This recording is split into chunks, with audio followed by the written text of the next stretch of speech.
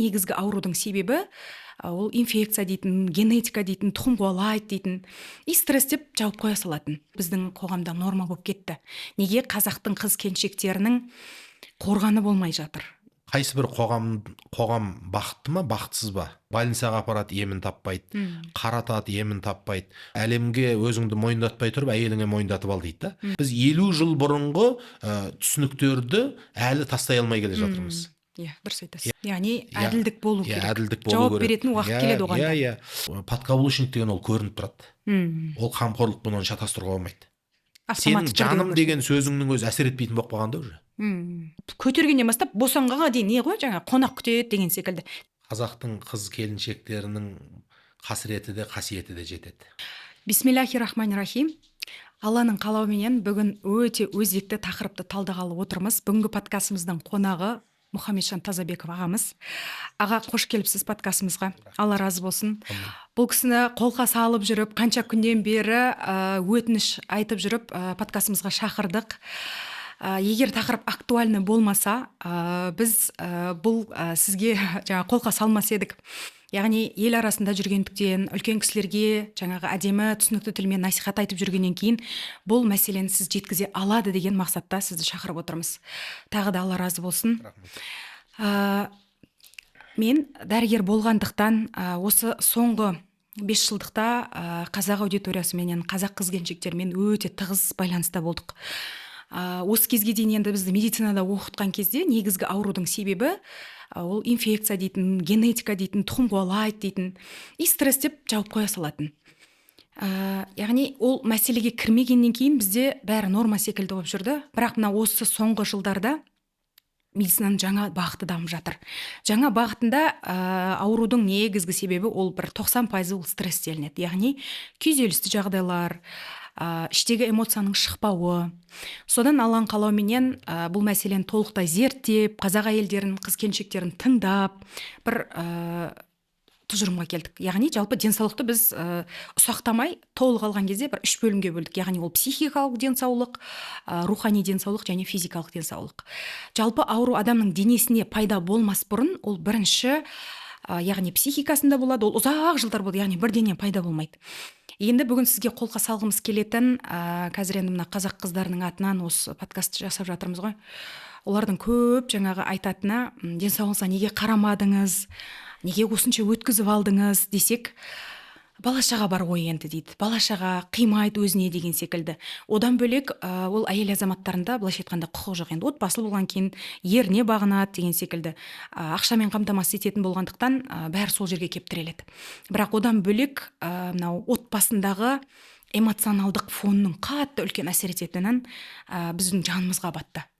Яғни бұрынғы салт па, бұрынғы отбасындағы қалыптасқан құндылық па, жаңа ер азаматтың әйелді кәдімгідей меншіктеп не жасасам сол болады, қаласа ұрсады, қаласа ұрады. Хорошо, енді бұрынғыдағыдай ұру болмай жатқан шығар, бірақ мына сөздің өзі кәдімгідей сүйектен өтіп баратыр да. Осының басы қайықтан басталды. Неге ол біздің қоғамда норма болып кетті? Неге қазақтың қыз-келіншектерінің қорғаны болмай жатыр? Негізі тұрмысқа шыққан кейін жолдасы қорған болу керек еді ғой. Бұл жерде жаңағы жолдасының тарапынан осындай қарым-қатынастардың болып жатқаны. Рахмет, Айгерім. Жалпы біздің қоғамда бұл аса маңызды мәселе ретінде қаралыстырылмай отыр ғой. Адамдардың қарым-қатынасы, олардың эмоционалды бір-біріне беретін пайда зияны ең маңызды мәселе ретінде қарастырылса, бұның жауабы табылар еді. Мен соңғы уақыттарда отбасылық мәселелер бойынша ұлдардың бойындағы хал-ахуал, қыздардың бойындағы хал-ахуалды зерттей келе бірнеше нәрсеге көз жеткіздім. Бізде мына шартты рефлекстермен өмір сүріп жатқан адам өте көп. Өзінің өмірін бір саралап, оң солын қайтадан қарап, осы қай жерден қателік кетіп жатыр, кімнен кетіп жатыр, ол неге кетіп жатыр деген мәселе аз көтеріледі. Бірақ біз бір нәрсені анық білуіміз керек. Қайсы бір қоғам бақытты ма, бақытсыз ба? Егер біз шығыстық көзқараспен қарайтын болсақ, егер ол қоғамда әйелдер бақытты болса, ол қоғамда әділдік мейлінше көп деген сөз.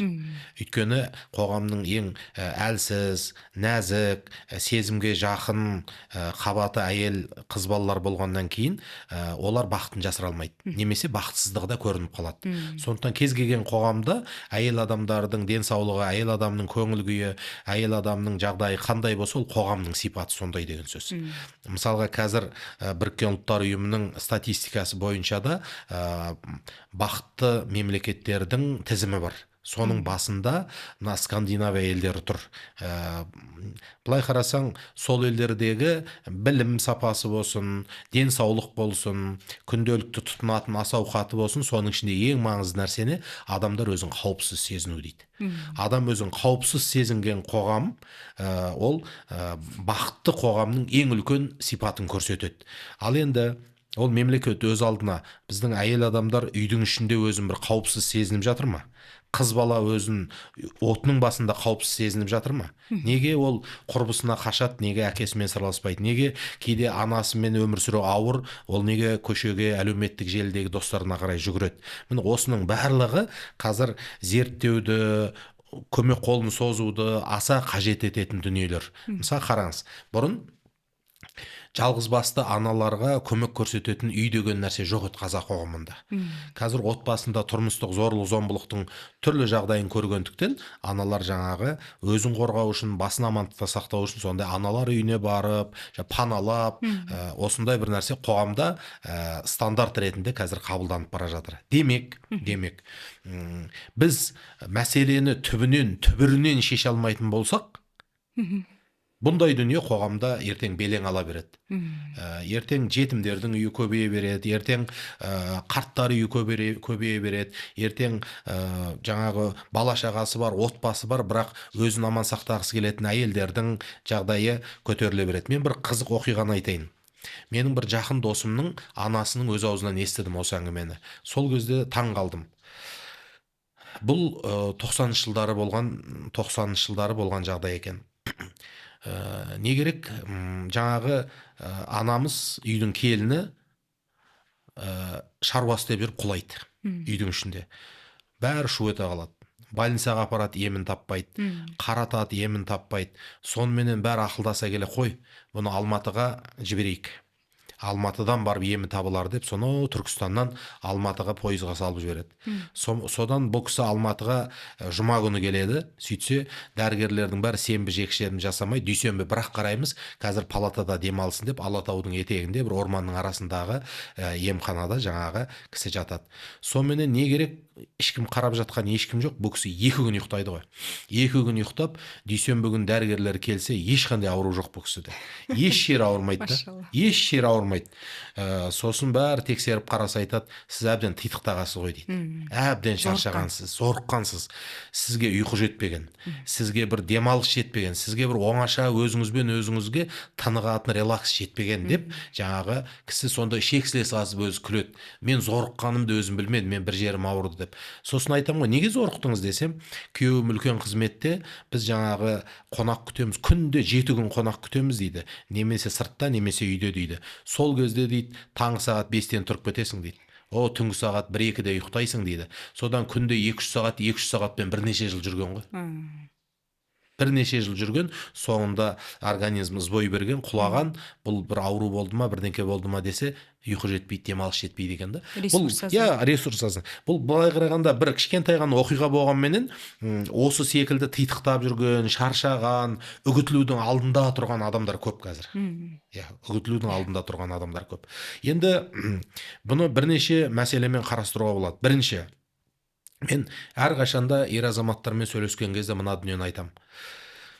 Жалпы еркектер әйелдерді билеуші, басқарушы деген аяттың мағынасын ғалымдар көбінде өзіне жауапкершілікті молынан алушы деп аударады. біз басқару деген түсінігіміздің өзі қиын да. Басқару деген біреуді айтқанымызға көндіру, айдауымызға жүргізу, басқару деген нәрсе біздің ғана сөзіміз болу, басқару деген нәрсе бізге ешкім сын айтпау деген сияқты қабылдаймыз. Шын мағынасында еркектер әйелдерді басқарушы деген мағынасы ол әрқашанда өзіне жауапкершілік алушы, әрқашанда мәселені шешуші, былайша айтқанда ана әйелге қарағанда көп әрекет жасаушы деген мағынаны береді екен. Көрдіңіз ба? Бұның өзін егер дұрыс түсіндірмесе, қоғамдағы тепе-теңдік бұзылады, үйлесім бұзылады. Сондықтан ер азамат әйел адамды қыз балаға қоқиланып, оған ұрсып, немесе оған зәбір көрсетіп, көзімен үркітуші ғана емес, ол бірінші кезекте өзі мойындатушы болу керек. Жүрсін Ерман ағамыздың сөзі бар, әлемге өзіңді мойындатпай тұрып, әйеліңе мойындатып ал дейді да. Сол кезде әділеттірек болады дейді. Сол сияқты ер азамат денсаулық тұрғысынан, мінез құлық тұрғысынан, материалдық тұрғыдан қандай жағдайда болса да өзінің мықты тұлға екенін дәлелдей алса, негізі автоматты түрде әйел адамға Алла сондай қабілет берген, ол жайлап қана оған ыңғайына келе бастайды. Ал енді керісінше ер азаматтан зұлымдық, қиянат немесе артық сөздер көп ести бастаған кезде әйел адамда жабылып қалу, тұмшалану, іштен өзін өзі жеу деген сияқты дүниелер содан кеп пайда болады. Енді осы жерде бір үш мәселені айтып өткім келеді. Бірінші нәрсе, осы аурулардың басы қайдан басталды? Осы түсініспеушіліктер, ер азамат пен әйелдің ортасындағы болып жатқан осы түсініспеушіліктер қайдан пайда болды дегенде, біз мына қоғамдық формацияны сезіне алмай жатырмыз. Қоғамда үлкен біз өзгеріске түстік, біз осыны аңғара алмай жатырмыз. Мысалға, Алматыдан Астанаға барған адам не істейді? Астананың ауа райына сәйкес киім киеді, немесе ол жақта қай жаққа түсетін болса соған сай дайындық жасайды дегендей. Біз 50 жылда ел жаңа дейді. Біз 50 жыл бұрынғы түсініктерді әлі тастай алмай келе жатырмыз. Дұрыс айтасыз. 50 жылда ел жаңа, 100 жылда қазан дейді. Негізі 50 жылда кез келген қоғам бөлек формацияға түседі. Біз соған дайын болмай шықтық. Содан жаңағы біздің атамыз былай жасаушы еді, әжеміз былай болушы еді, әкеміз кеше былай тыпыр еткізбей ұстайтын еді деп, бірақ оған сенің инструменттерің жоқ. Оған сенің дайындығың жоқ. Оған дәл ондай қоғам жоқ. Ең бірінші нәрсе не? Біз көп уақыттарымызды жаугершілікте жоғалтқан халықпыз. Басымыздан өте көптеген алапат соғыстар өткен, қақтығыстар өткен. Оның соңы келіп кешегі колхоздастыруға, жоқшылыққа, тірнектеуге, шыдауға, төзуге, бір қиналуға, қара қағаз, қайғы, қасірет, сол нәрселерге келіп тірелгенбіз. Сөйтіп барлық сала бойынша көндігіп, кеңестік идеологияның табанының астына түскенбіз. Сондықтан да біз белгілі бір дәрежеде рухани тұрғыдан жеңілген, отарланған ұлт болғаннан кейін, кез келген нәрсеге қиналып жету, қиналып өмір сүру, жалпы бір-бірімізді қинау, бір-бірімізді қинаған кезде соған көну деген нәрсені біз дұрыс деп есептеп қалғанбыз. Норма болып кеткен. Сондықтан бір-бірімізді қинай бастағанда ана адам төзімсіздік танытса, сен неге оған қиналып жатсың? Бұл көнуің керек еді ғой деген бір қасаң осындай дүниелер бар. Мысалға, біздің әкеміз, шешеміз ұрушы еді, сен қалай шыдамайсың деген сияқты. Заманның өзгеріп кеткенін, талаптың өзгеріп кеткенін, әлемнің ашылып кеткенін, әлемнің бүкіл мәдени құндылықтары бізге дендеп енгенін, адамдарда өмір сүрудің басқа версиялары пайда болғанын біз мойындағымыз келмейді. Міне, бұл бірінші кезекте мына жаугершілікте көп болған елдің бойында бақытсыз болып өмір жүре беруге көну деген стандарт бар, программа бар сондай. Яғни ештеңке жоқ енді деген сияқты. Ал енді мысалға мына Европаның өзінде 100 жыл бұрын технология дамып, зауыт фабрикалар салынып жатқан кезде біз әлі жаңа ұрулық талас тартыстардың ортасында жүрдік.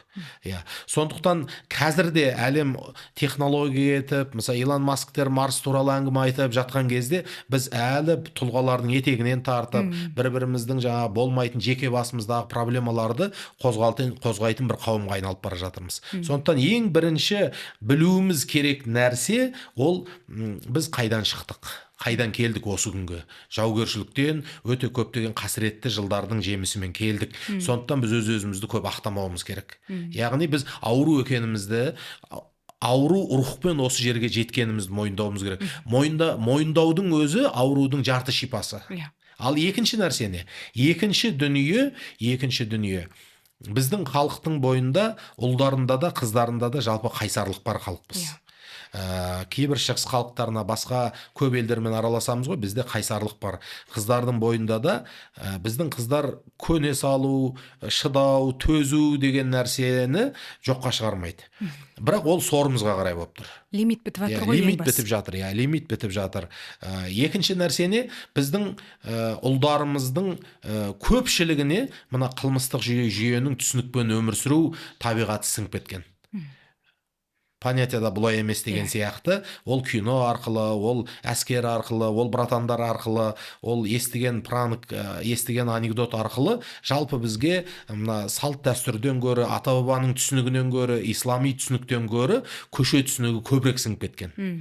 Сол көше түсінігінің де себебінен мысалға жабайы қарым-қатынастар, езіп жіберу, біреуді наровын еместе кінәлі қою, біреуді бұрышқа тақау, соның кінәлі болғанынан ләззат алу деген сияқты дүниелер орын алған. Яғни ол түсініктегі адамның бәрі мафия болып кетіп жатқан жоқ қой. Түсініктегі жігіттердің барлығы үлкен бір елге танымал гангстер болып кетіп жатқан жоқ қой. Олардың көпшілігі отбасында отыр. Біреудің күйеуі, біреудің ағасы.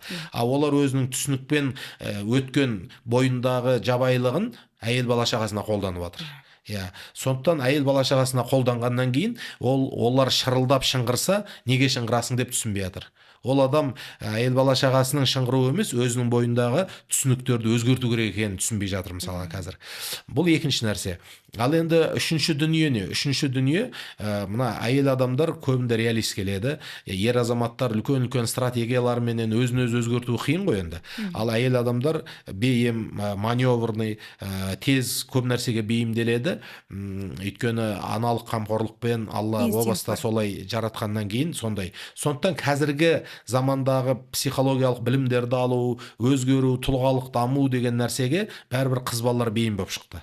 Сондықтан қыз балалардың көзі тез ашылып, көкірегі тез ашылып жатыр. Бірақ өкінішке орай оны неше түрлі батысты, қате пікірде коучтар, психологтар пайдаланып кетіп жатыр. Яғни қыз балалардан, әйел адамдардан үлкен сұраныс пайда болды, бірақ ол біздің ұлтымызға келе ма, біздің дәл қазіргі жағдайымызда, шариғатымызға сай ма, дәл қазіргі жағдайымыз шешіп бере ма, бермей ма, бірақ дайын калькаларды, дайын стандарттарды батыстан алып кеп, не бір коучтар, не бір психологтар біздің керісінше проблемамыздың ушығуына жұмыс жасап жатыр. Осы үш нәрсені басып айтқым келеді. Бірінші, біз өте үлкен жаугершіліктен шыққан, бақытсыздықтың өзін стандарт деп, норма деп қабылдайтын ұлтқа айналғанбыз біріншіден. Екіншіден, бізде көше түсінігі өте терең еніп кеткен.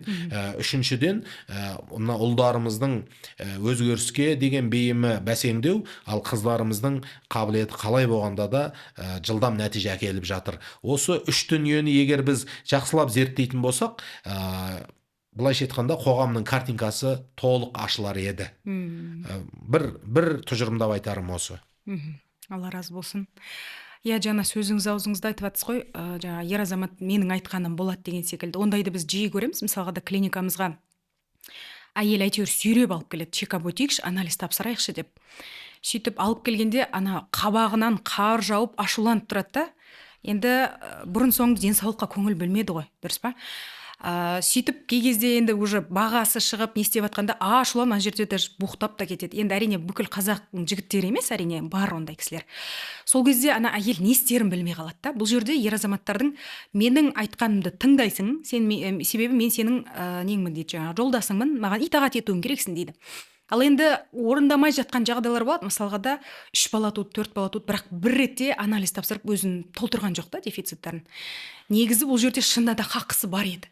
Бірақ орындамасаң, не дейді, жәннатқа кірмейсің, тозақтық боласың деген әйелдер шынындағы осы екеуінің ортасында қорқынышпен өмір сүріп жатыр да. Қайтпек керек қазақтың қыздарына. Мен қазір осы ұлдарға көбінде кездескен кезде екі нәрсені асын сызып айтам көбінде. Біздің де тіліміз бар, біздің де мінезіміз бар ғой. Мысалы, әйел адамдармен ұрсамыз десек, таласып тартсамыз десек, жылатып та қоюымыз мүмкін, айтқанымызға да көндіруіміз мүмкін деймін да. Бірақ еркек адам әйелмен ұрысуды тоқтатқан кезде ол адамның бойында даму, іздену пайда бола бастайды. Яғни ол адамды мойындатудың, тіптен бағындыру деп айтайықшы, бір жақсылыққа, соның бір жолдары табыла бастайды. Ал енді ұрса бастаған еркек, ол түптің түбінде өзінің қолындағы нәзік жаратылысты қиратып тынады мысалға. Сондықтан ер азаматтарға айтам, тіптен әйел адам бір нәрсені бүлдіріп қойса да қате айтып отыр. Мүмкін бір нәрсені қате айтып отыр. Бірақ ұрыспашы. Ұрыс таласқа апармашы. Сен еркексің ғой, сен кесексің, сен азаматсың, сен сол нәрсені шешші. Түбін білші. Ол адам әлгі қазір неге осы саған ұрысып жатыр, неге айғайлап жатыр, оның түпкі себебі қай жақта жатыр. Бір мүмкін ішкі дүниесінде орындалмай жатқан арманы бар шығар, мүмкін жай емделмей жатыр ма, саған бір нәрсені айғайлап айтып жеткізе алмай жатыр ма, не болып жатыр? Бір нәрсе болып жатыр ғой. Сен оның сол сәттегі ұрысқанына, сол сәттегі қылығына реакция жасамашы. Ер азамат болсаң, өткізіп жіберді, артынан ойланшы. Себебі ер азамат сен ұрсасың, ұрысқаннан кейін ол қарсы жауап береді, қарсы жауап бергеннен кейін сен күш иесісің, ұрасың. Ұрғаннан кейін ол сотқа жүгінеді, немесе туысқандарына айтады, одан кейін мына әйел деген оңбаған екен, менің дұшпаным осы екен деген тұжырымға келесің. Соның бәрінің басында не тұр? Басында ер азаматтың жаңағы парасатты боламағаны тұр. Мысалға, әйел адамдар кінәлі болуы мүмкін. Бірінші кінәлі болуы да мүмкін, тілінен табуы мүмкін. Бірақ сен ол нәрсеге мән берме. Ол сонысымен әйел.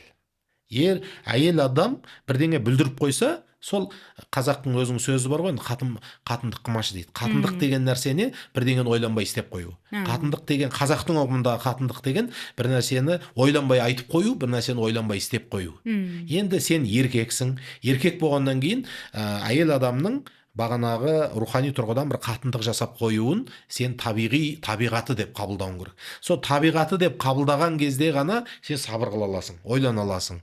Өзіңнің жаныңа жақын болған адамға бір жанашырлықпен қарай аласың да емдей бастайсың. Бір ғалымның сөзі бар. Әйел адамдардың проблема жасаған әлі проблема емес дейді. Сол проблеманы өзі шешкісі келгенде проблема басталады дейді. Сондықтан әйел адамдар ол проблема жасайды. Ол жәннатта жүргенде Адам алейхиссаламға проблема жасаған, пайғамбар саллаллаху алейхи вассаламның әйелдері бірігіп алып қызғаныштан Мұхаммед саллаллаху алейхи вассаламға проблема жасаған, Алла тағаланың өзі араласып аяттар түсіріп әйелдерге ескерту беріп жатып аман алып қалған. Ол жасайды. Заты әйел болған соң ол жасайды. Өйткені егер әйел адам артық сөйлеп қоймаса, әйел адам сәл адамға бір сен бірден қабылдай алмайтын бір нәрсе істеп қоймаса, ол әйел болмайды. Әйел болмайды. Енді мен ер азаматтарға айтам, шіркін, біз әйел адамдардың табиғатын тану деген нәрседен алыстап кеттік қазір. Әйел адаммен ұрысқан кезде біз еркекпен ұрысқан сияқты ұрысамыз. Әйел адам еш уақытта ұрыспайды, ол бар болған эмоциясын шығарады. Өйткені ұрыс кезінде адамның сау ақылы жұмыс жасамайды, ол сау шешімге келмейді, ол ертең парасатты пайым бәрібір, мен саған кеше де айттым ғой, бүгін неге түсінбейсің? Сен бүгін айтқанда кеше деген сөздер қолданудың еш пайдасы жоқ. Неге? Ұрыс кезінде сен мүмкін бір ақылды сөз айтып жатқан шығарсың, ал әйел бар болған эмоциямен жауап беріп жатыр. Оның арты жоқ. Сондықтан әйел адам шіркін дұрыс болсын десең, әйел адамменен қарым-қатынасымда үйлесім, өміріме пайда келсін десең, ең бірінші ұрыстан бас тарт. Ұрыспа. Ұрыс керіс деген жарты минутқа да созылмау керек. Ол еш пайдасы жоқ ер азамат үшін. Және ол үшін әйелді кінәлап қажет жоқ. Неге? Ол әйелдің өзінің бір табиғаты. Ол кейде былай болып шығады, ол кейде былай болып шығады. Сондықтан кейде осы ер азаматтар өзінің жары болған әйел адамдардың емдету мәселесінде, оның жағдайын жасау мәселесінде, оның да сарқылатынын, оның да таусылатынын, оның да шаршайтынын білу мәселесінде үш фактор алға шығып тұрады. Бірінші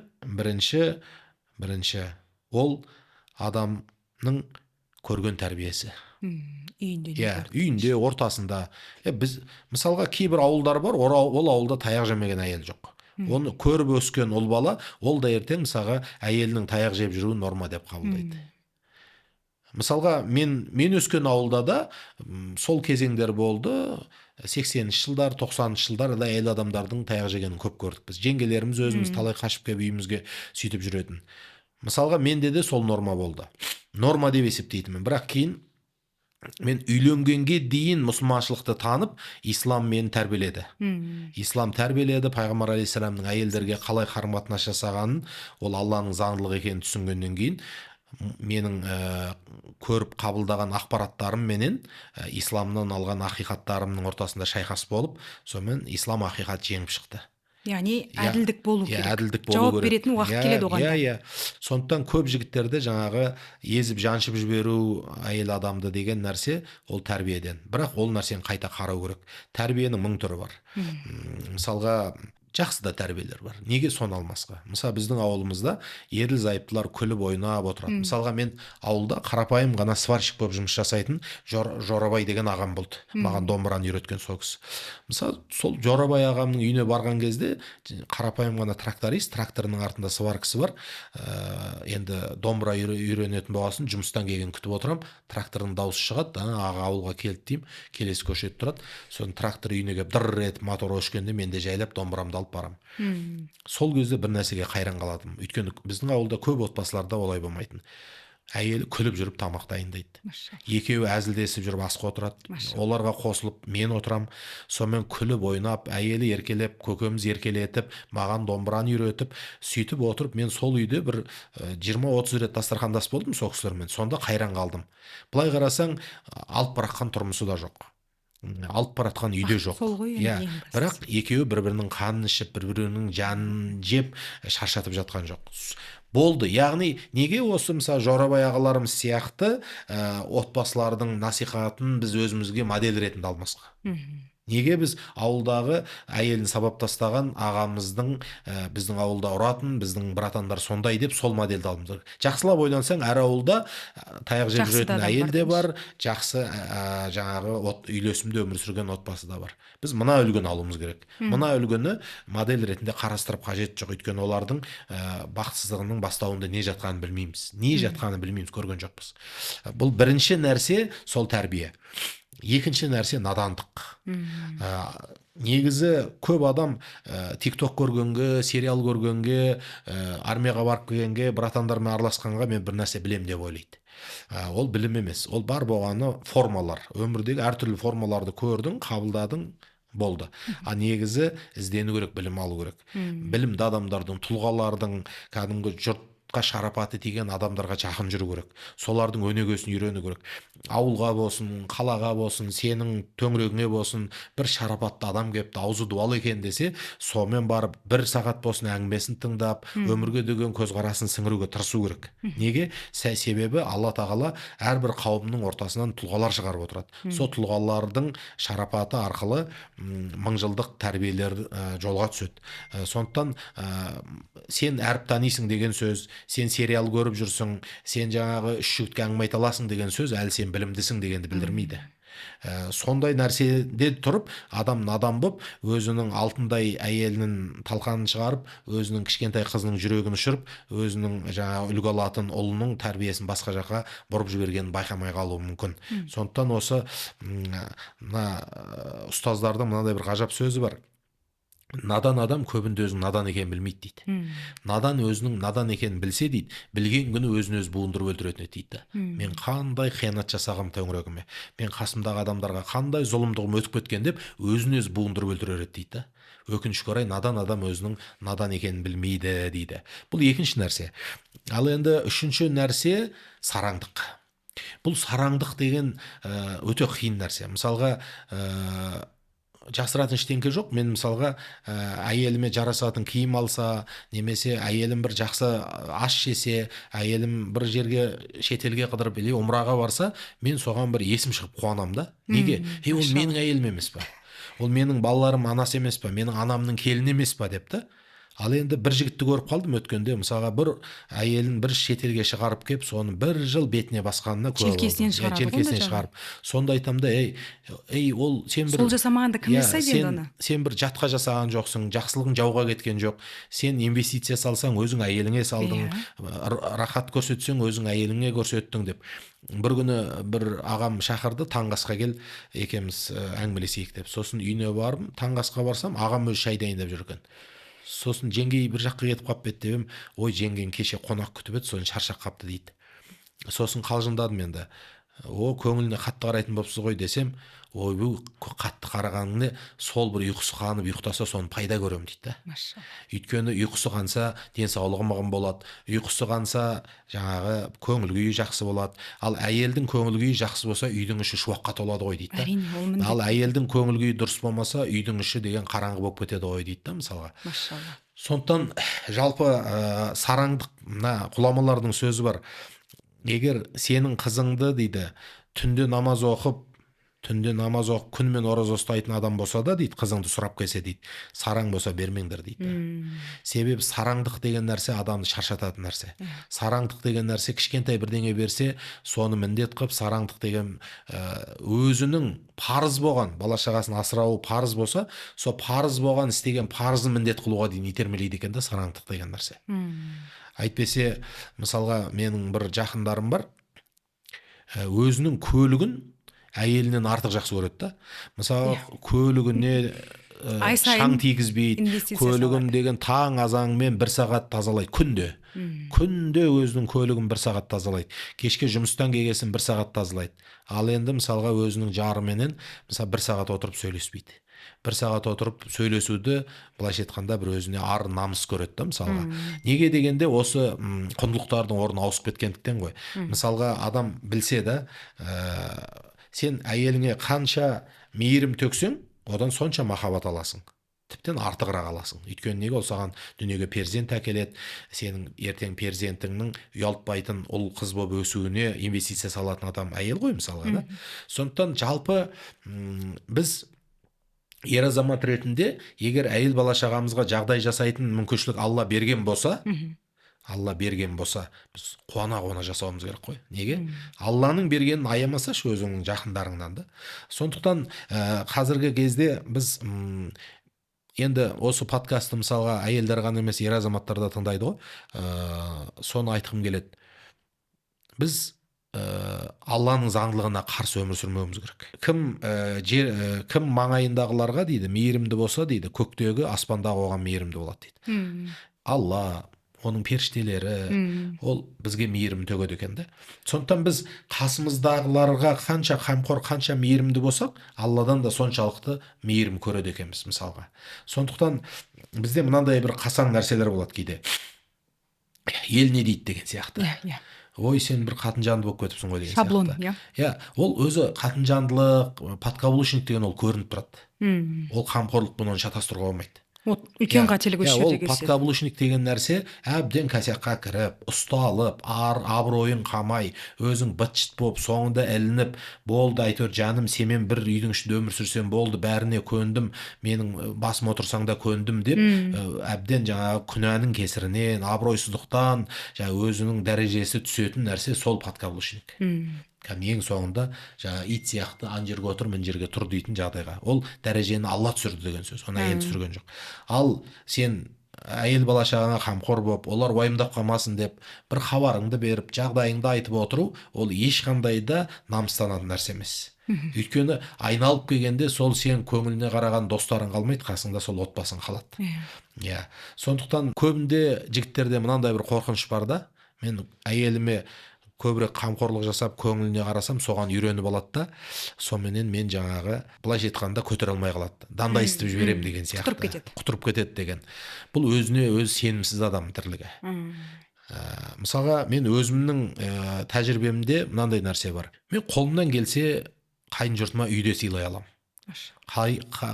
Мысалға, әйелімнің інісіне машине де мінгіздім, басқа да жасадым.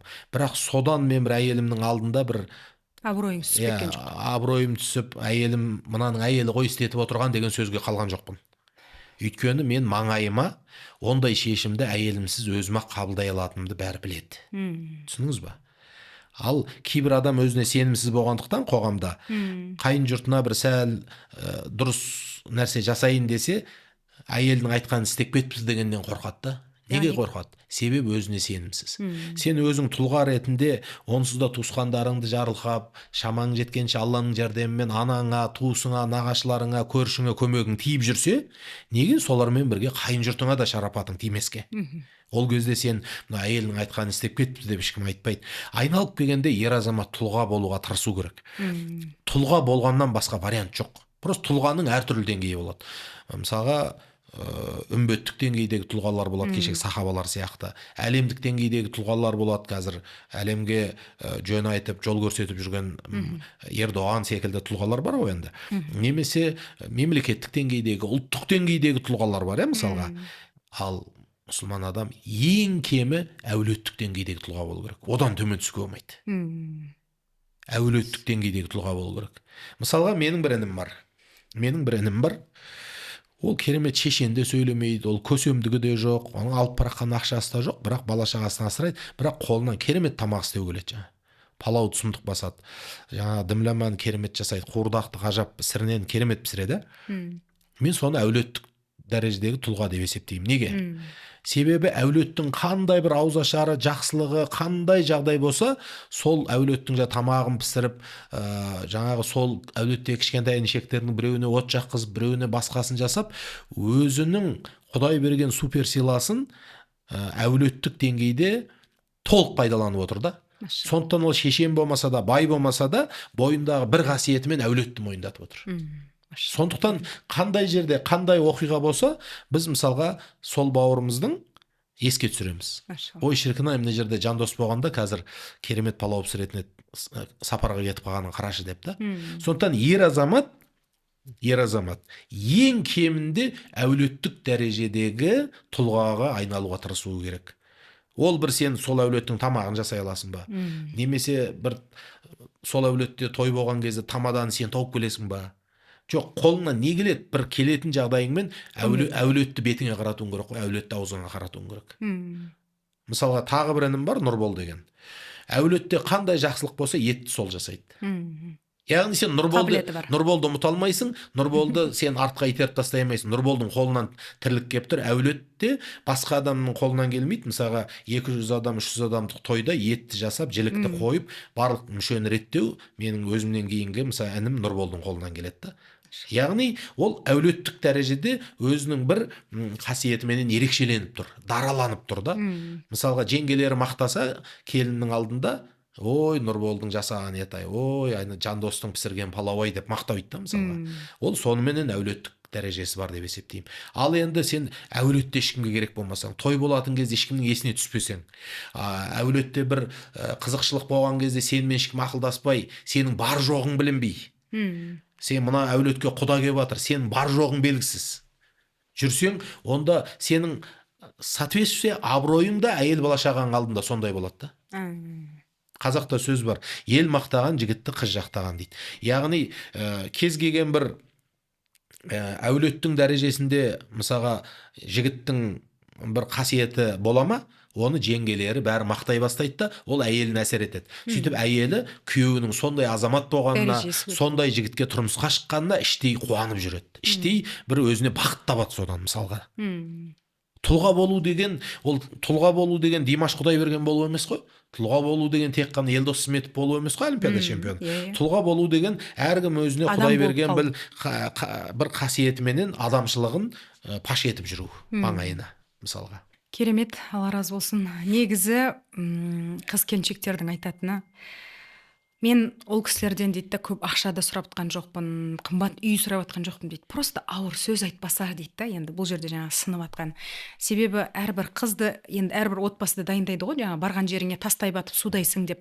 Соған дайын болып барып, барлығын жасайды. Bir кезде қарымын күткенде, обратно жаңағы соған сол күткенде жай әшейін жылы сөз негізгі сұраған сол айтты. Шындығында негізі ер азаматтар ұтылмайды. Жаңа сіз айтып жатсыз ғой, негізі ұтылмайды. Әйелге бір жылы сөз айтып, просто ұрыспай, қасында болып, көмектессе, соның өзін әйел 1000 есе қайтарып береді. Бірақ әйелді жаңағы бір міндетті болып кеткен секілді да, міндетті болту. Ол қайтарылма жасалынбаса да, ол міндетті. Бала туу міндетті, ол норма. Былайша айтқанда, как әйел деген сол үйге келген тегін қызметкер секілді. Сөз деген шешуші құрал ғой. мысалға адам бір проблемаға душар болған кезде жылы сөз проблеманы романтикаға айландырып жібереді. Ал енді суық сөз сен үлкен бір жақсылық жасап тұрсаң, сол бір құмға сіңгендей қылып жібереді.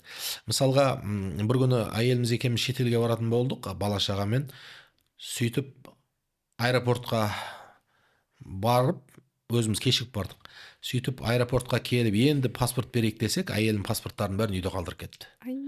Иә.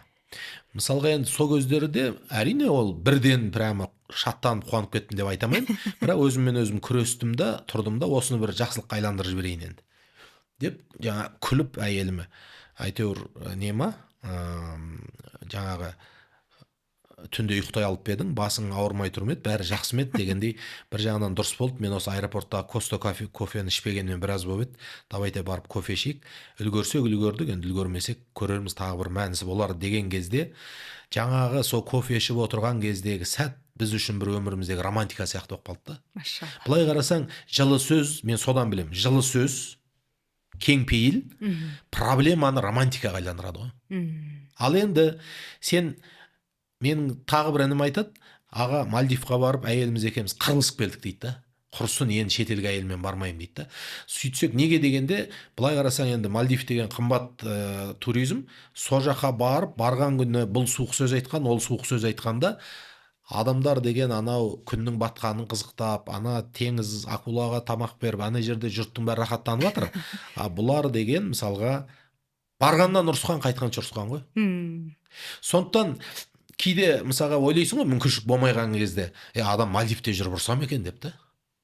Жоқ, сен ішкі дүниеңді реттемесең, қасыңдағы адамның құндылық екенін сезінбесең, ол қаяқта болса ұрсасың да.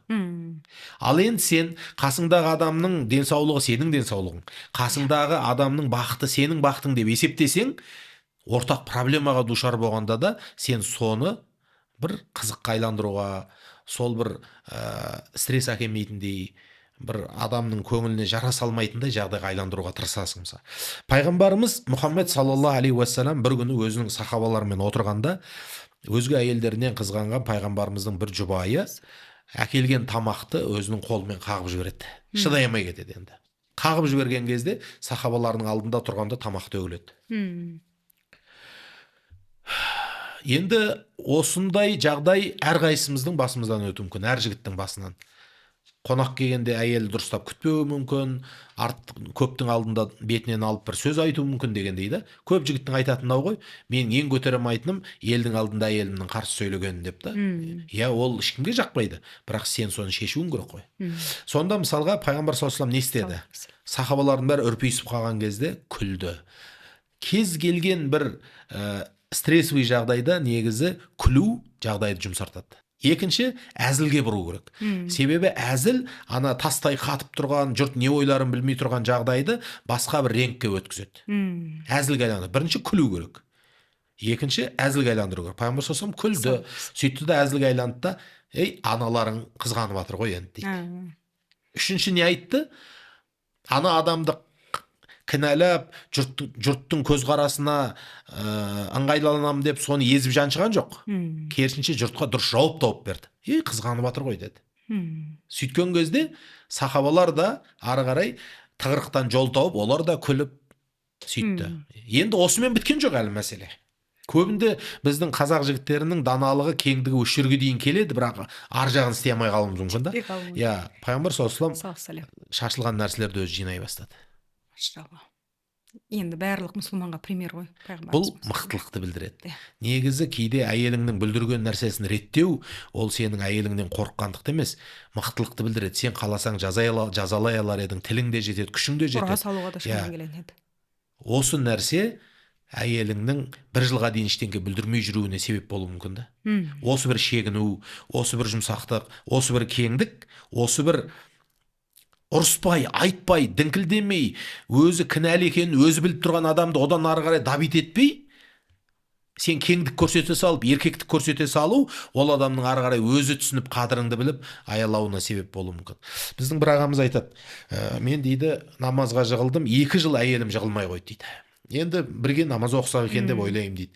Содан жаңағы ойлады дейді енді, сен бір творческий адамсың, бір шабытқа ілесіп сол жұртпен бірге намаз очередной сенің бір творческий шешімің ғой деген сияқты көріп жүрді дейді. Сол кезде бір ұстаз айтты дейді, сен дінге келіп жақсарғаныңды дәлелдей алдың ба? Сен мұсылман болғаннан кейін бұрынғы намаз оқығанға дейінгінен жақсы қасиет көрсете алдың? Көрсете алмағансың ғой. Көрсете алмағансың, ол сенің дініңе қызықпайды деп айтты дейді. Сөйтіп жүргенде ойладым дейді, оказывается, қарасам мен үйдің ішінде кішігірім бір тиран екенмін дейді. Қате болса да менің сөзім дұрыс болу керек деген ойда жүр екенмін дейді. Бір күні өзімді сындыруды мынадан бастадым дейді. Күнде таңертең кетерде әйелімді ұйқысынан оятып, жаңағы кәсім шалбарымды үтіктетіп сөйтетін едім дейді. Ал түнімен балалармен шаршаса да жаным ашымайтын дейді. Сонымен намазымды оқып алдым, қарасам шалбарым үтіктелу керек екен, түнде үлгермегенбіз. Балалар мен әйелім шаршаған, өзім тұрдым да үтікті қостым да пышылдап жаңа шалбарымды үтіктей бастадым дейді. Сосын әйелім оянды да ыңғайсызданып жүгіріп келді дейді, сен не істеп жатсың, әкел деп. Жоқ, бар, жата бер, өзім үтіктеймін ғой, қолым сынып қалмайды деп. Сонымен үтіктедім, әйелім көзі бақырайып жатты, соны таң қалды дейді. Ертесіне де соны істедім дейді. Сосын үшінші күні отырып дейді, әйелім айтты дейді, мен де сенімен бірге намаз оқысам деймін деп. Машалла, кішкентай ғана өзгеріс. Сонда адам кішкене шегінсе, біз тек қана бір адамға насихат жасау, немесе әйел адамға бірдеңені түсіндіру дегенді, оны отырғызып қойып айту, ұрысу, немесе оған нотация оқу деген сияқты ойлаймыз. Айтсақ түсін, жоқ. Көп нәрсе кеңдікпен, жомарттықпен, мейірімділікпен шешіліп кетеді негізі. Ғұламалардың сөзі бар. Дін дейді, бұл діннің насихаты негізінен іспен жасалынады дейді. Жетпей тұрған жер ғана сөзбен айтылады дейді. Жетпей тұрған жер ғана сөзбен айтылады. Сондықтан негізінен жұма не үшін? Жұманың бір мағынасы жұмасына бір рет болса да жақсылап уағыз тыңдауда. Қалған уақытта жұмадан шыға сап, ары қарай тағы уағыз тыңдаңдар демейді Алла Тағала Құранда. Жұмадан тарқаңдар, әркім Алланың берген рызқысын іздеңдер дейді. Сондықтан біздің негізгі мұсылманшылығымыз болсын, адамгершілігіміз болсын, жігіттігіміз болсын, ол адамды түсінумен, адамды бұрышқа тақамаумен, адамға қиянат жасамаумен өлшенуі керек қой негізінде. Кісінің көңілін қалдыру қағбаны бұзғаннан ауыр дейді. Мысалы, қағбаны қазір біреу бұзып жатыр десе, әлем мұсылмандары тік тұрар еді. Ал жер бетінде қаншама әйел қорланып жатыр, қаншама бала зорланып жатыр. Біз ол нәрселерге жүрегіміз ауырмайтын болып кеткен де. Ал шындап келгенде бір адамның жүрегінің ауруы, көңілінің бұзылуы ол қағбаны бұзғаннан ауыр дейді мысалға. Сондықтан біз көбінде жаңа әйел адамдардың айта алмай жүретіні, біз еркек ретінде кеңдігіміз жетіспей жатыр. Ер азамат ретінде қасымыздағы нәзік жаратылыстың мысалға табиғатын зерттеуге бара алмай жатырмыз. Мысалға мен жақында енді айтуға болады деген кітап жаздым. Сол кітаптың ішінде осы ер азаматтардың неге әйелдерді түсінуге құлқы жоқ екенін біраз тарқаттым. Себебі неге? Мықты еркектер көп бізде, ақылды, дана, батыр. Бірақ білім керек кезінде жетпегендіктен уақытын өткізіп алғанда. Сөйтіп қиянаттар жасап қойған, артық сөздер айтқан, әйелін қысып жіберген, ұрып жіберген, біраздан кейін өкінеді, бірақ орнын толтыра алмайды ештеңкемен. Сөйтіп жүргенде бұл да қартаяды, әйел де қартаяды, балалар өседі, әйелі кешіре алмаған, соңында балаларға артық сөздер айтып, бағанағы мықтымын деген жігіт ең соңында енді не үшін ер азамат, әйелі қайтыс болған ер азаматтардың көбі жүнжіп кетеді? Себебі оның өміріндегі күтімінің көбі әйелмен байланысты болып қалады. Өкінішке орай кеш түсінетін жаманда адам. Соны кеш түсінеді. Кеш түсінгеннен кейін оның жағдайын келін де жасай алмайды, оның жағдайын ақша төлеген қызметші де жасай алмайды, оның жағдайын әйелі ғана жасай алады. Сондықтан әйеліміздің ұзағырақ өмір сүруіне, әйеліміздің бақытты өмір сүруіне, баппен өмір сүруіне біз жағдай жасай алсақ, ертең қартайған кезде де көрер рахатымыз содан болады ғой. Себебі мына нәрседе балапанды күзде санайды дейді. Жас кезіңде дос көп, жас кезіңде ақша көп, жас кезіңде денсаулық көп, қасыңдағы адам қадірін білмеуі мүмкін.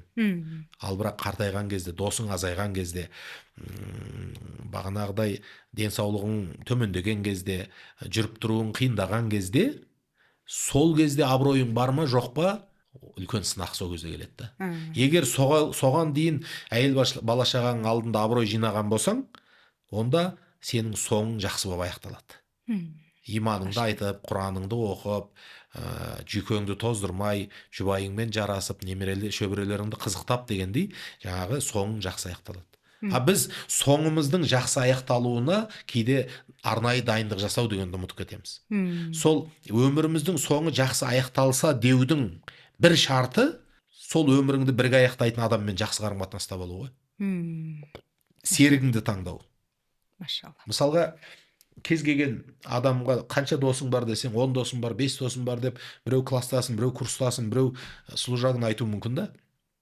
Бірақ сен қазір космос корабліне отырғызып, сені 2 айға жібереміз аспанға, ғарышқа.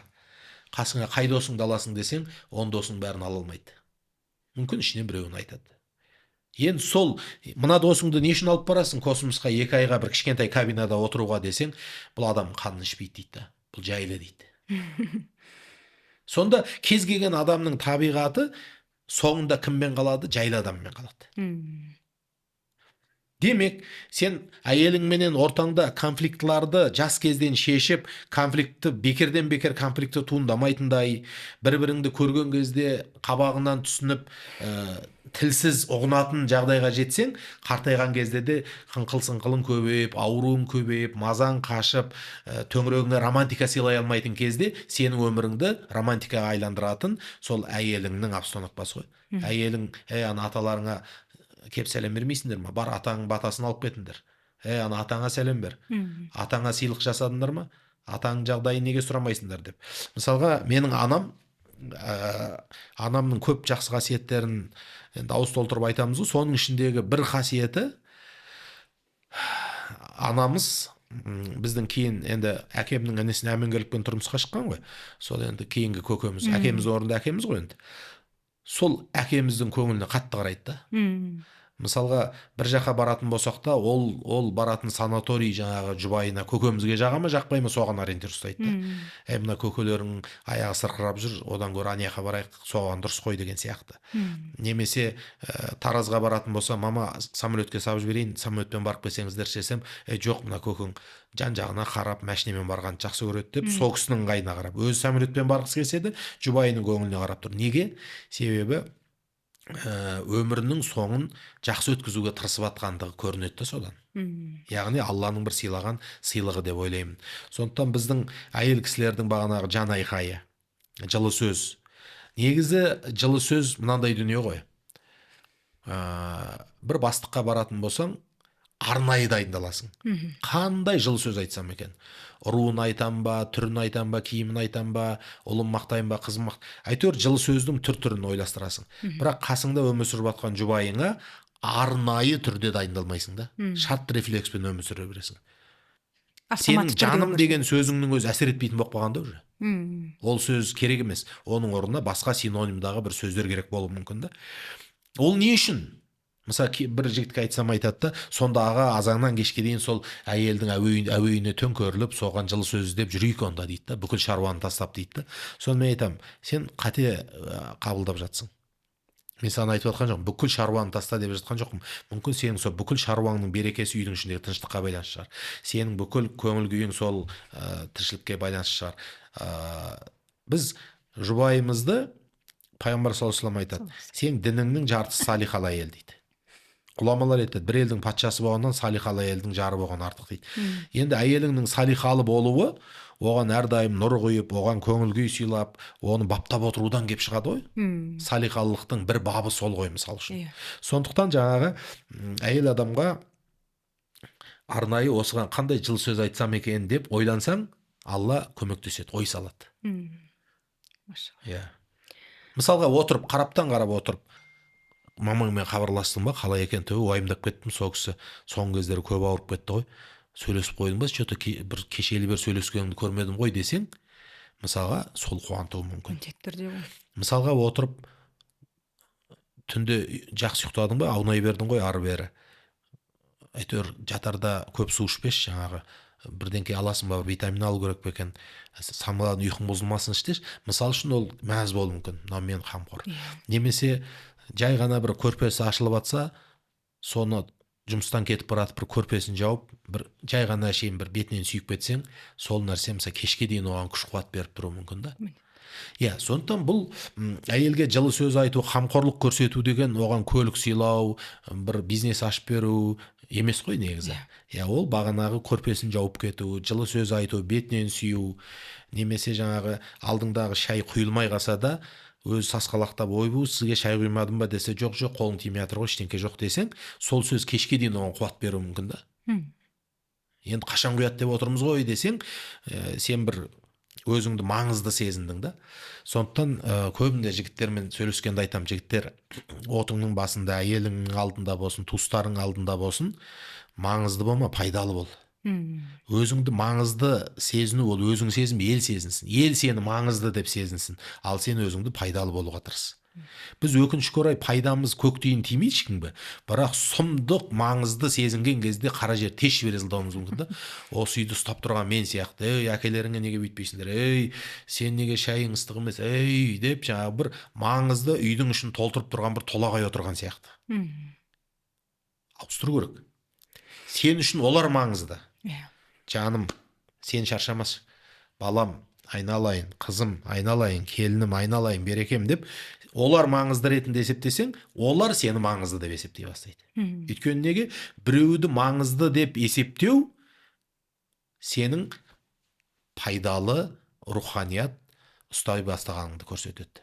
Сондықтан жаңа сіздің сөзіңізден шығады, әйел адамға өкінішке орай көп нәрсе керек емес деп айтамыз ғой, бірақ андай нәрсе да, сен яқта сыйласаң да, сен төркінін апарып 4 ай жатқызып қойсаң да, керек кезде жылы сөзін айтып, керек кезде мейіріміңді көрсете алмасаң, ол орнына бармайды. Ол орнына бармайды. Мына Олимпиадада керлинг деген ойын бар. Керлинг деген ойын, мына мұздың үстіне бір осындай ауырлау затты итеріп жібереді да, алдын сүртіп отырады. Алдын сүртіп отырғанда анау келіп тоқтайды бір жерге. Тимейді оған, жақындамайды, бірақ мұзды алдын сүртіп жылтыратып отырғанда анау сонымен келеді. Мен айтам, біздің бір-бірімізге деген қарым-қатынасымыз Олимпиада ойындағы керлинг сияқты болу керек. Біз жағдай жасауымыз керек, өбектеуіміз керек, лыпылдауымыз керек, бір-біріміздің қадірлі екенімізді білуіміз керек. Бірақ оған давление жасамай, оған тимей, оған тиіспей, міндет қылмай, шымшымай, тістемей, жанын ауыртпай жасауымыз керек. Біз кейде жасауын жасаймыз, жылы сөзді айтамыз, бірақ жоққа шығара береміз артын. Желкесінен шығарып аламыз ғой, желкесінен шығарып жібереміз. Жылы сөз айтып қойдым ғой деген сияқты. Сондықтан мысалы жаңағы Олимпиада ойынында керлинг сондай нәрсе, ананы былай жіберген кезде бар жасайтын нәрсесі алдын сүрту. Сол сияқты Алла тағала кез келген әйел адамды, қыз баланы жаратқанда оның тегі, емген сүті, жатқан құрсағы арқылы оның бір өзінің тағдырын беріп қойды. Ананың құрсағында жатқанда оның бақытты, бақытсыз болатыны, рызқы несібесі жазылып қойды да. Енді біздің қолымыздан келетін нәрсе, жаңа керлинг болып алдын сүрткен сияқты адамменен сыйласып өмір сүру болды. Біз ешкімді басы бүтін тәрбиелей алмаймыз. Басы бүтін өзгертіп жібере алмаймыз. Басы бүтін бақытты да қыла алмаймыз. Басы бүтін біреуді бақытты да қыла алмаймыз. Бар неміз өзіміздің хақымызды сақтап, оның алдындағы міндетімізді өтеу. Хақымызды сақтап, міндетімізді өтеу. Хақымызды талап етеміз, міндетімізді өтейміз. Хақымызды талап етеміз, міндетімізді өтейміз. Болды. Машалла. Алла разы болсын. Бүгінгі мынау тақырып кәдімгідей әдемі ашылып жатыр, кәдімгідей қарапайым тілменен, этап-этапмен. Жаңа хаққы жайлы айттыңыз ғой. Тағы біздің мынау қазақ әйелдерінің денсаулығына кедергі жасап жатқан мынандай да жағдай бар да, қазақ байлығымыз бар. Енді бұған шариғат жағынан мынау имам кісілер, әрине ол өтініш, бір қою, басу естемесе, әйелді жек көру деген термин бар. Мизогиния деген ше. Енді бұның отбасында қалай әсер етіп жатыр? Мысалы, енді қазіргі енелер ғой, енді қазіргі емес, жалпы енелер. Мынандай жағдайларды жиі естиміз. Келін сол үйде өмір бақи қызмет етеді, бірақ ауырып қалса қайын жұртына жіберіп емдетеді. Потому что құнын төлемеу керек деген секілді. Ол білмеймін, тегін келме, бұл кәдімгідей көп отбасыларда бар бұндай нәрсе. Содан соң босанып келген кезде мүлдем күтпей, босанып келген күні уже қонақ күттірді. Аямау да, былайша айтқанда. Және мысалға да сол енелер, өзі де сондай кезінде келін болды ғой мысалға да. Сол енелер қою айтпаса, ана ер азаматтар да қоймайды ғой, ол жақта мысалға біреу қой демесе жаңағындай нәрселерді. Өкінішке орай осы енелер тарапынан мысалға да намаз оқитын енелер де бар. Бірақ құлшылығын жасағанменен әрекетінде жаңағы хаққыға кіру көп болады да. Ол тегін келген жоқ қой, мысалға да қалай айтсақ болады енді. Үлкен жауапкершілікке сол әулетке, сол әйелдің, сол әулеттің анасының, ұрпағын таратуға келді ғой. Нан сұрап келген жоқ қатқаннан ол жерге, дұрыс па? Қатқаннан сұрап келген жоқ. Бірақ сондай бір қарым-қатынастан қарның ашады да. Шындығында сол әйелге жасалған ертең сол немерелерінен шығады. Ол әйел жынданған кезде тамақ точно тәтті болмайды ол жерде. Одан кейінгі сол үйдің қыздарының сол келінге бір өмірін басқарғысы келеді да, былайша айтқанда ағасын или інісін құрметсіздік танытып, жақсы болса неге сол өзінің өмірінде жасамайды, тыныш қана? Неге сол келінді бәрі тәрбиелегіш, неге бәрі сол реттегіш? Былтырғы жылы Москваға 3 рет барып келдік, үлкен семинарға медицинский. Сондағы түсінгенім Москваның қаладағы жаңағы инфрақұрылымдар дейікші, өте көп та, өте көп. Былайша айтқанда әрбір отбасында бір кәсіп бар, бір завод бар. Ол қаяқтан шықты? Мысалға да орыстың қыздары бүйтеді. Жаңағы көтерген кезде, ол көтергеннен бастап жаңағы көп жауапкершілікті алмайды. Қазақтың келіндері көтергеннен бастап босанғанға дейін не ғой, жаңағы қонақ күтеді деген секілді. Керек емес жерде қонақ күтеді, қаншама әйел жаңағы баласын түсіріп алды деген секілді. Сол бала көтерген уақытта бір не жоқ та, қалай айтсам болады, бір күтім жоқ, енелердің тарапынан, қой деп баласына қою айтпайды деген секілді. Сол әйелдер мысалға да сол планировать еткен кезде кәдімгідей ұқыпты өзінің денсаулығына қарайды, планировать етеді. Босанғаннан кейін жаңа 40 күнге дейін деген секілді өзін күтеді да, қонақ күтпейді. Соның нәтижесінде ойлаймын, Москваның бізден халқының көп екені, әрбір үйдің бір кәсібі бар екені. Шынында келгенде біздің Қазақстанда керемет заводтар да жоқ қой.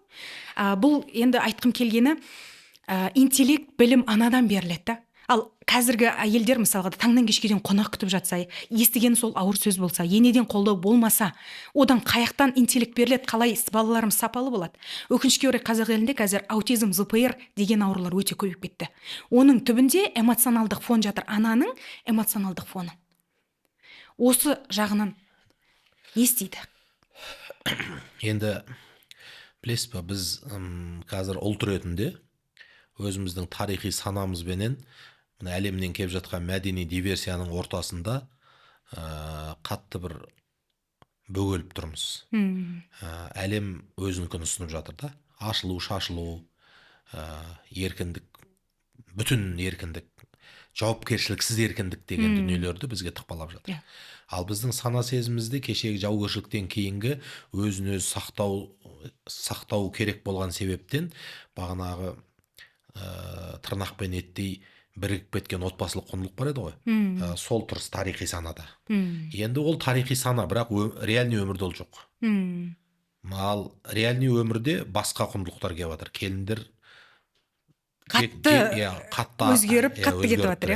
Енді осының ортасында қазақ қазір қиналып тұр. Енді бұл жерде айтқым келетін не нәрсе? Барлық әулет бірдей емес. Бәрі бірдей емес, әрине, бірақ осындай бір түсінік бар да. Бір әулеттер бар, жалпы келінді жақсы қабылдап, соған өзі істей жүріп, істетіп, өзі үлгі бола жүріп, үйретіп жүргенде әулеттер бар.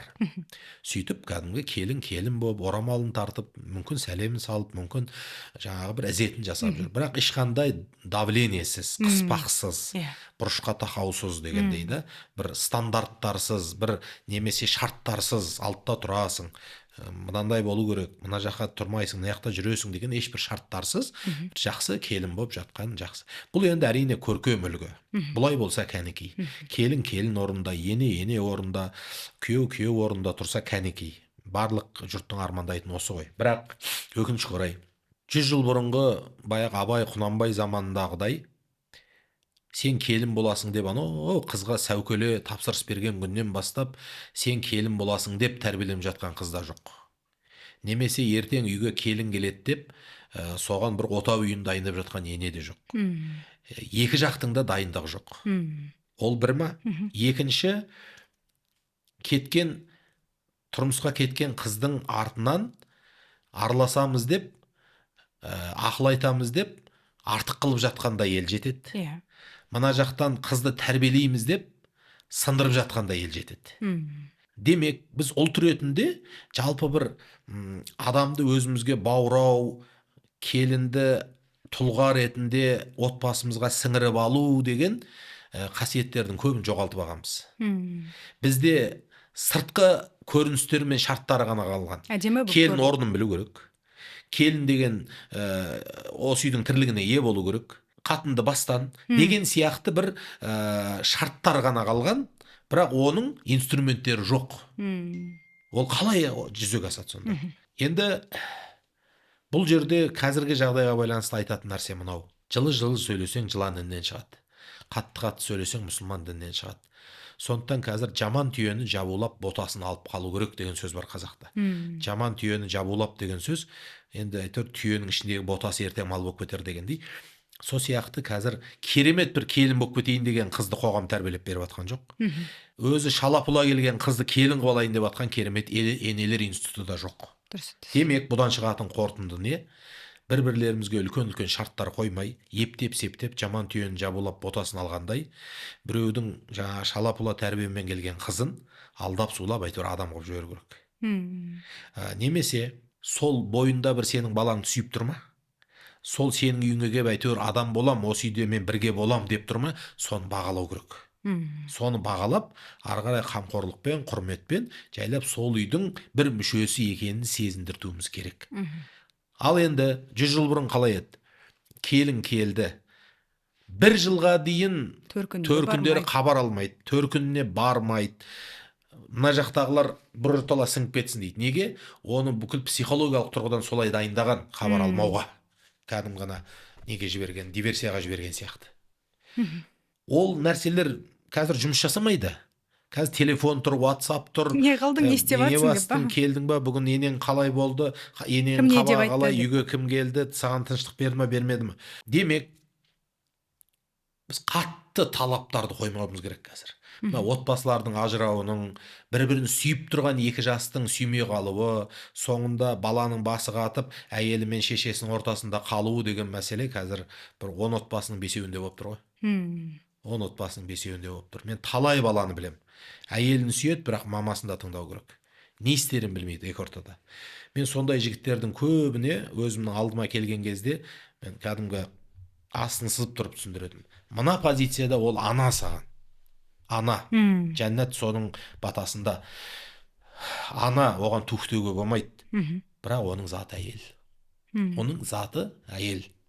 Ол келінді бірінші кезекте баламның ол бірінші кезекте осы үйге келген бір тұлға, ол Алладан берілген аманат деп тұрған жоқ. Оны әйел деп қарап тұр. Мына бір шөп-желке деп қарап тұр.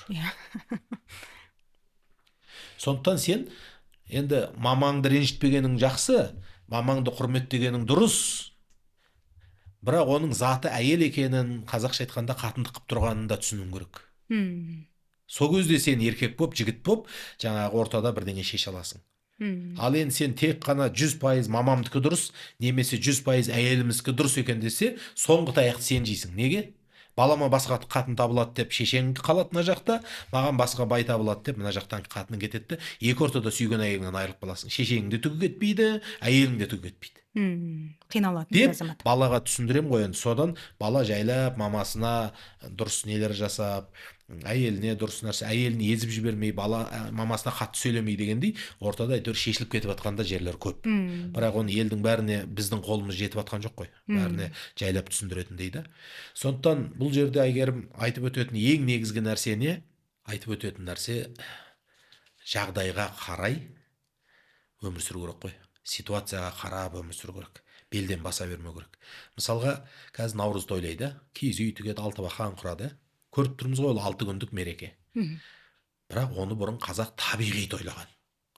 Жайлауға шыққан, күздеуге барғанда, шынымен де қыстан шыққаннан кейін қуанған, 6 бақан тіккен, қыз бен жігіттің бір-бірін көретін жері болған дегендей, көштің үстінде адам қымбат киімін паш етіп, көштің үстінде кімнің қызы бой жетіп қапты, кімнің келіні бала туыпты деп көштің үсті бір-бірімен танысатын бір өмір еді ол да. Бірақ біз үйтіп көш болып, түйеге мініп көше алмаймыз, табиғи түрде Наурыз тойлай алмаймыз, мысалы. Сондықтан бір имитациясын жасаймыз қазір. Мм. Әйтеуір шапан киіп шығамыз дегендей Қазақ ғой енді. дегенде. Келін де сондай. Баяғыдай табиғи түрде саған келін ешкім тәрбиелеп беріп жатқан жоқ. Табиғи тұрғыдан керемет енелердің институттарының бәрі бұзылып кеткен. Мм. Ене деген кім? Ене деген біреудің әйелі. Ене деген кім? Біреудің анасы. Ене деген кім? Осы қоғамның өнімі болған бір әйел. Оның көпшілігінің бойында бақытсыздықтың әртүрлі синдромдары бар. Ене болған кезде ол өзінің сол бақытсыздықтарымен, призмасымен қарайды. өзінің призмасымен келді. Өмірге өзінің көзқарасы бар. Ол біреуге өкпесі бар, біреуге реніші бар. Адам аяқ астынан ене болды, баласы үйленді. Ол оға дейін күйеуінен таяқ жеген, ол оға дейін баласына көңіл толмаған, материалдық жетпеген, кредит төленбеген, әртүрлі проблемамен тұрған бір әйел еді. Баласы үйленді де аяқ астынан ене болды да. Енді біз ене деген образды былай деп ойлаймыз да, келін ененің топырағынан, ене деген бір келін келген кезде басқа статусқа көтеріледі. Жоқ, оның барлығы былайша айтқанда сакралды әңгімелер ғой. Шынтуайтына келгенде, ене шынайы бақыты бар, бақытсыздығы бар бір әйел. Баласы үйленген кезде бір күнде ене болды. Сондықтан ол енелердің көбі бөтен біреудің қызын бауырына баса қалуға, оған өзі істей жүріп үйретуге, өзі үлгі болып жүріп жаңағы жол көрсетуге дайын емес негізі. Өзі ашуын кімге шығарарын білмей жүрген, өзі ашуын кімнен аларын білмей жүрген әйел адам көп қой қазір. Енді сол адам аяқ астынан ене болды, ойлаңыз. Сондықтан енелерге де, келіндерге де бәріне айтарым, үлкен ожидание қажет емес. Қазір біреудің үйіне бара қалам, олар алақанына сала қалады. Немесе қазір келін келе қалады, ол мен ойлағандай бәрін таптүйнақтай жасап, ерте тұрып, кеш жатып, тындырып, өзінің өмірі жоқ, біз үшін өмір сүретін бір үйдің ішіне робот пайда болады деп ойлаудың қажет жоқ. Бір-бірімізге үлкен шарт қоймай, бір-бірімізден үлкен нәрсені үміт етпей, кемшілігіміз болса кешіріп, жақсылығымыз болса асырып, болып кетсе екен әйтеуір. Дұрыс болып кетсе екен деген бір тілектің үстінде болсақ, бір Алланың жәрдемі келеді. Мен өзім осы принциптемін, өзім қыз ұзаттым, өзім келін сүрдім, келінмен бірге өмір сүріп жатырмын. Қандай атасыз, қандай ата болып жатсыздар, ата ене болып жатсыздар. Сіздің мына бір сөзіңіз неден көріп қалдық, Инстаграмнан. Балаға үйленгенге дейін беретініңді берді, үйленгеннен кейін тиіспе, ол уже тұлға, сен оның өміріне араласпа. Только сопровождение. Тек қана ары қарай оны былай жайлап бақылап отырасың. Кейбір аталар бар да, баласы 40-қа келсе де 5-6 бала шағасы болса да, әлі сол баласын контрольдеп етеді. Оңға бар, солға бар, немересін. Бала шешім қабылдай алмай қалады. Мысалы, ата-ана тәжірибелі болғандықтан ол бәрібір шешімді жақсырақ қабылдайды. Ал сен балаға мүмкіндік бермесең, ол шешім қабылдай алмайды. Қателесіп көру керек. Шешім қабылдай алмайды, бірақ жылдар өте береді. Ол 30-ға келеді, ол 40-қа келеді, ол шешім қабылдай алмайды. Ал шешім қабылдай алмайтын еркектің әйелінің алдында да қадірі болмайды. Сен бір баланы шешім қабылдатпау арқылы бірнеше адамға проблема жасайсың. Оның әйеліне проблема жасайсың, достарына проблема жасайсың, қоғамға, әріптестеріне проблема жасайсың. Оттан мен өзім баламды 13 жасқа дейін, 14 жасқа дейін жоқ бүйтпе, жоқ сөйт деп келдік. 13-14 жасынан бастап шетелге мектепке оқуға бердім. Бақылап отырдым. Сосын оқудан кейін қасыма біраз алып, кәсіп үйреттім, біраз елмен таныстырдым, алып жүрдім. Жалпы өмірдің негізгі трассаларын көрсеттім. Машалла. Сосын болды 20 жасында, 21 жасында үйлендірдім. Болды, одан ары қарай тек қана шектен шығып баратқан жоқ па? Бірдеңені бас жарып көз шығарып атқан жоқ па? Өте бір андай стратегиялық тұрғыдан бір қателікке ұшырап атқан жоқ па деген нәрсемен ғана араласасың. Қалған ішкі тактикалық дүниенің бәрінде шешімді өзі қабылдайды ғой. Машалла. Мысалы, келін екеуі бір жаққа шығып баратса, қайда баратсыңдар деп сұрамаймын да. Өйткені енді соған бас жететін тәрбиені бердік қой, ар жағын өзі біледі мысалға. Өйткені мен сол келін түсіріп жатқанда тойда мынандай сөз айттым, соған да қарсы шыққандар болды. Мысалы, біздің үйге айналайын тұлға келді дедім да. Өйткені сен келінді жеке тұлға деп қабылдамасаң, өзі қиянат сол жерден басталады.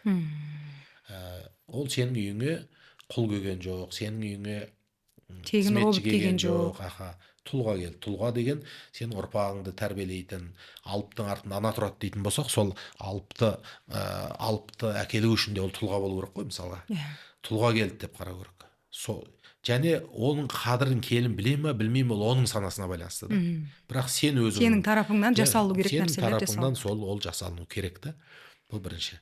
Сосын екінші нәрсе, келінге сөзбен үйретпеу керек. Келінге өзің істей жүріп үйрету керек. Ілестіріп жүріп көрсету керек. Сосын кейін келген бетте сынамау керек. Ол өзі қобалжып қайтып не істейін Келген деп. бетте жалпы ешкімді сынамау керек.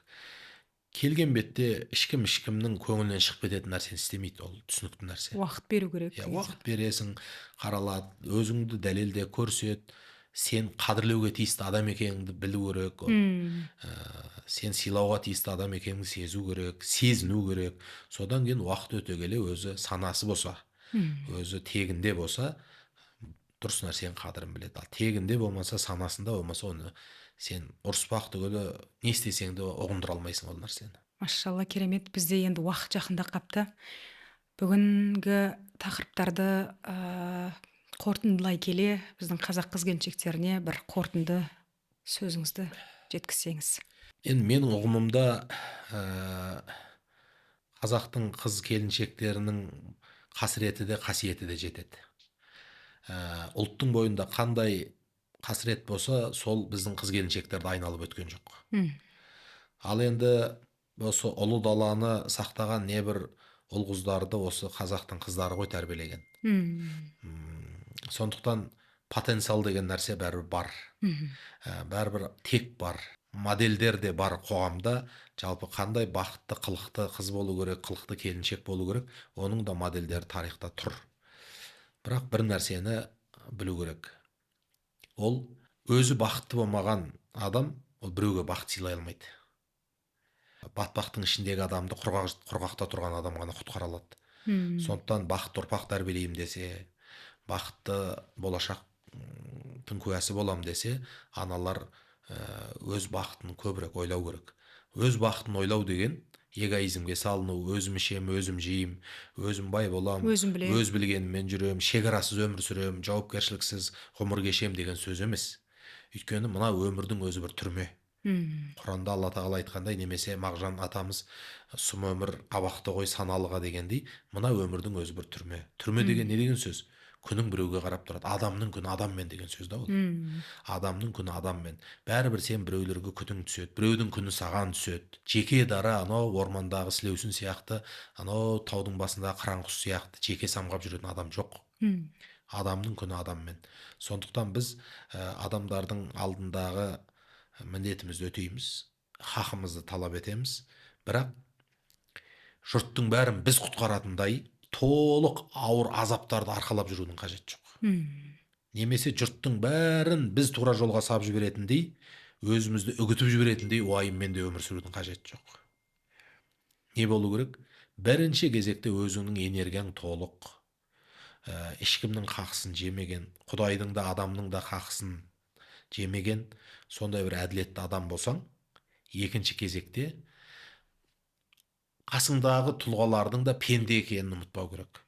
Ол күйеуің болсын, ол ата-енең болсын, олар да пенде. Олардың да бір тарихи тұрғыдан, заманауи тұрғыдан, пәндауи тұрғыдан бір кемшіліктері бар. Пәк адам жоқ.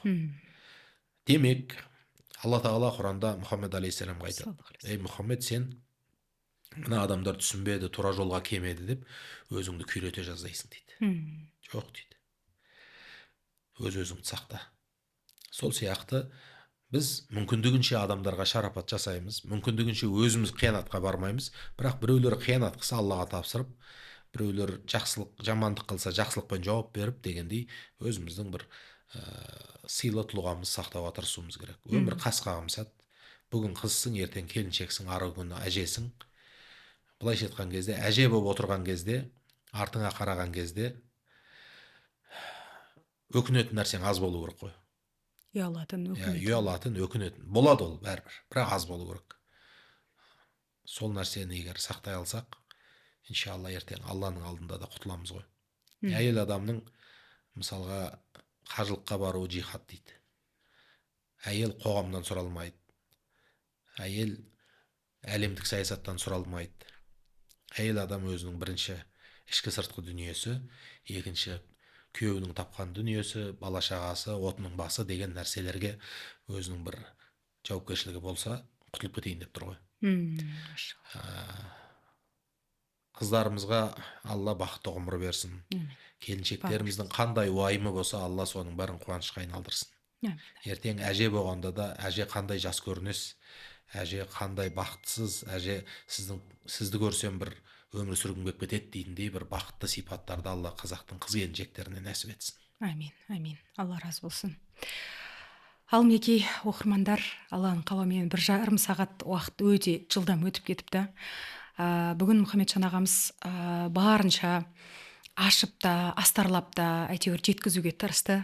Кімге не керек, қай жерде қиналып тұр, қай жерде бір шешім таба алмай тұр. Алладан дұға сұрай отырып, мына бүгінгі өткен сұхбаттан бір керектілеріңізді аларсыздар деген сенімдеміз. Біздің мақсат ешкімді даттау емес, ешкімді кемсіту емес. Болып жатқан қателіктің басқаға жасалынғанмен ол қайтадан өзіне келетінін түсіндіру еді. Әр үйде тыныштық болсын, бақыт береке болсын, тек қуаныш болсын дейміз. Сізге Алла разы болсын. Жазып жатқан кітаптарыңыз жарық көре берсін, Алла қаласа. Ер азаматтарымыздың қолына жетіп, Алла қаласа, аманаттарына қиянат жасамайтын ер азаматтарымыз көп болсын. Біздің ол дұғамыз, үнемі айтып жүретін. Ісіңізге береке бере берсін, Алла қаласа. Үлкен рахмет бүгін бір өте өзекті тақырыпты ашып баяндап бергеніңізге. Алтын уақытыңызды қиып біздер үшін келгеніңізге үлкен рахмет. Аумин.